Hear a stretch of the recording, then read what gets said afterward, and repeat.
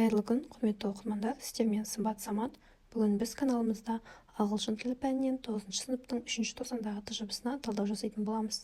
Тәжірибе әдеттегідей 4 бөлімнен тұрады. Бірінші бөлімі listening, тапсырмасы listen to 5 people talking about different celebrations, match the halves of the sentence with the opinions to make true sentence. One argument is extra. Яғни мәтінге сай, мағынасы дұрыс сөйлем құрастыру үшін 1-ден 5-ке дейін берілген сөйлемдерге A-дан F-қа дейін берілген аргументтерді сәйкестендіріп жалғауымыз керек. Бірінші тапсырмасы. According to speaker 1, their band is the best as B жауабы дұрыс. They have been playing for a long time together. Екінші сөйлем. According to speaker 2, you have to be careful because C жауабы дұрыс. There are the thieves around. Үшінші сөйлем. According to speaker 3, the picnic is going to be organized because F жауабы дұрыс. It's going to be a family celebration. Төртінші сөйлем. According to speaker 4, the birthday will be thematic as A жауабы дұрыс. It will fall at the end of autumn. Және соңғы сөйлем. According to speaker 5, royal wedding is the reason of D жауабы дұрыс. Having a celebration. Бұл жерде айта кететін бір жайт, бізде бір аргумент артық қалған болатын, яғни E, remembering people деген аргументті біз мүлде пайдаланбадық. Және алтыншы, according to the speakers, B жауабы дұрыс. Celebrations unite people together. Келесі бізде reading бөлімі. What's a film without popcorn? Попкорнсыз не деген фильм деген тақырыпта мәтін берілген. Мәтіннің аудармасын мен видеоның описаниясында қалдырамын, ал қазір тапсырмаларды орындауға кірісемін. Тапсырмасында бізге былай делінген: Paraphrase the given sentence so it has similar meaning.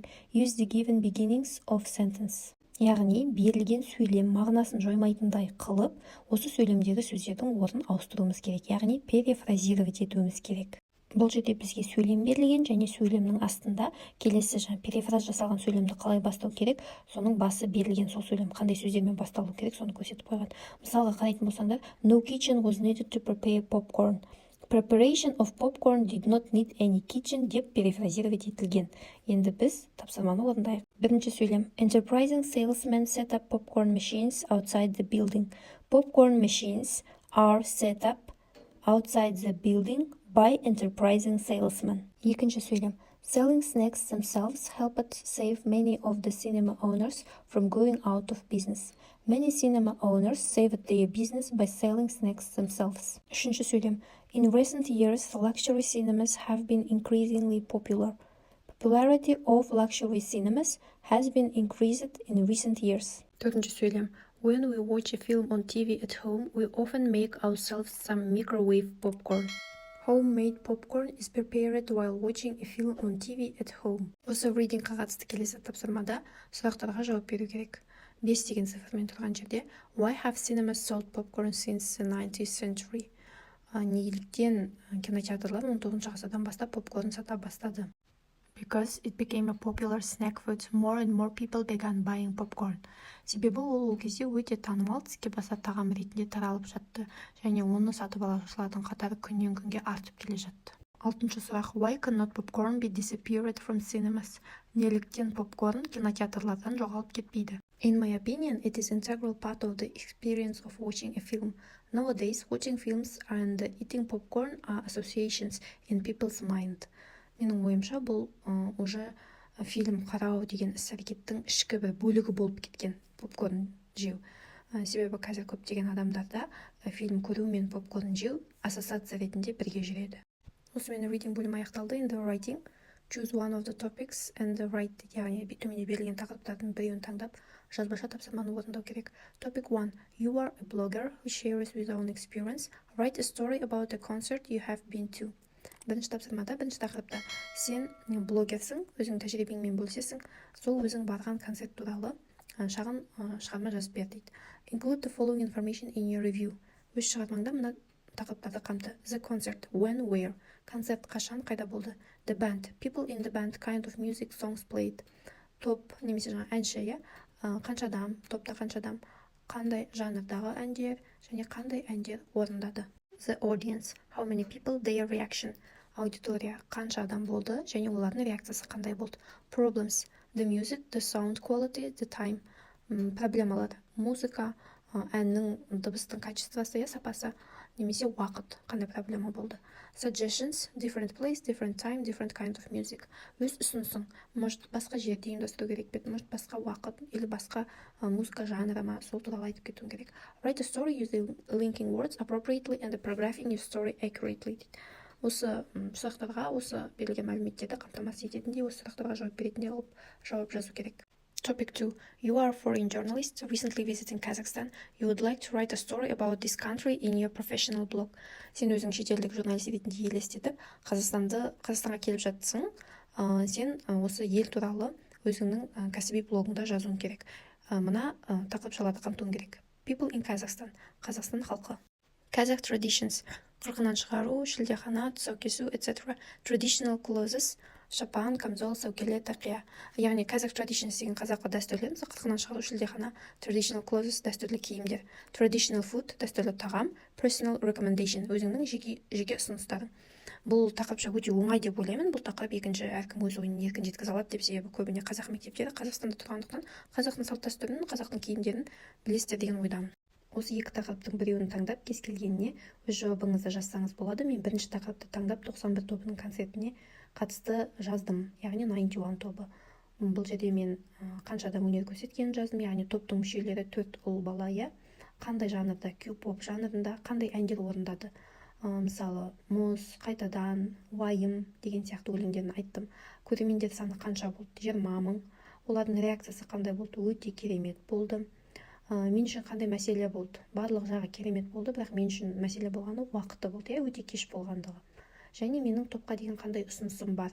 Осындай концерттерді жиірек ұйымдастырыңыздаршы деген ұсынысымды айттым. Сіз өзіңіз осыған қарап, немесе өз ойыңызша басқа топқа, әншіге қатысты жазсаңыз болады, немесе мүлде екінші тақырыпты таңдап жазсаңыз болады. Writing бөлімін тамамдадық. Енді бізде speaking тапсырмасы. You are given questions to speak about for 2 or 3 minutes. Before you speak, you have 1 minute to think about what you are going to say. Яғни бізде 8 карта берілген.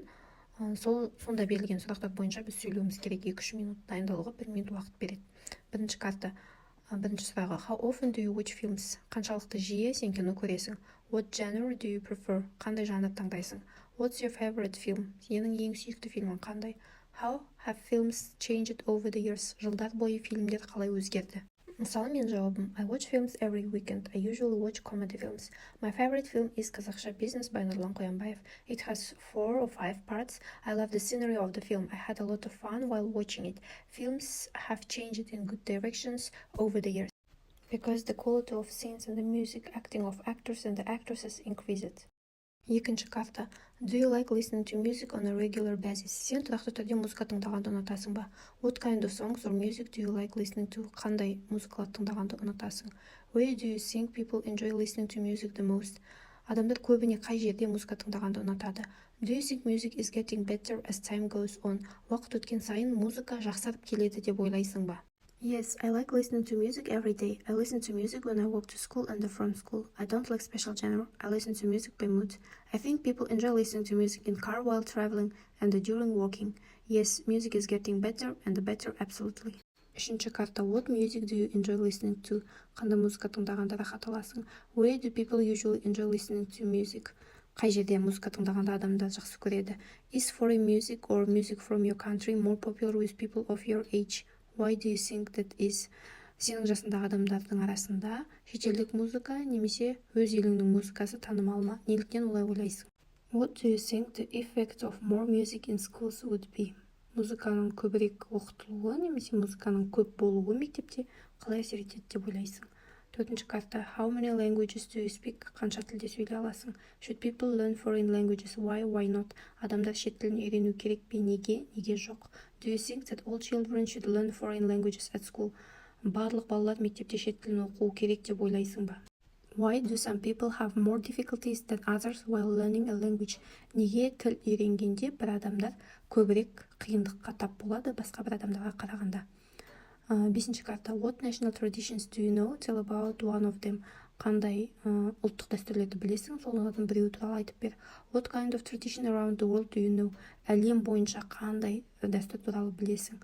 Why are traditions important? Неліктен дәстүрлер маңызды?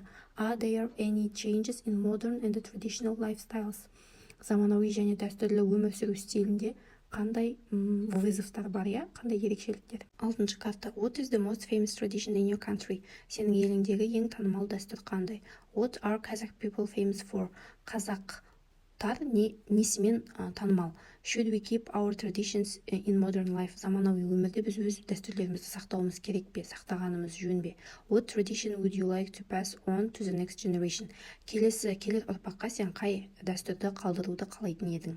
7-ші карта. What languages would you like to learn? Why? Қандай тілді үйренгің келеді? Неліктен? Why? What difficulties you think you might have when learning the language? Тіл үйренуде сенің ойыңша сен қандай қиыншылықтарға тап болуың мүмкін?